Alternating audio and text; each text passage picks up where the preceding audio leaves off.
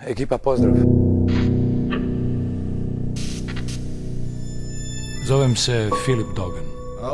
Ja sam tvorac i glavni producent vaš.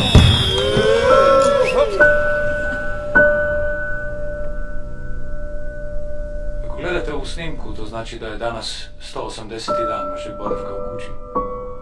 Dan kada show završava, a vas konačno puštamo doma. Vaš zadatak je da se suočite sa svijetom koji se bitno izmijenio od trenutka vašeg ulaska u kuću. Što da vam kažem, pripremite se za loše vijesti.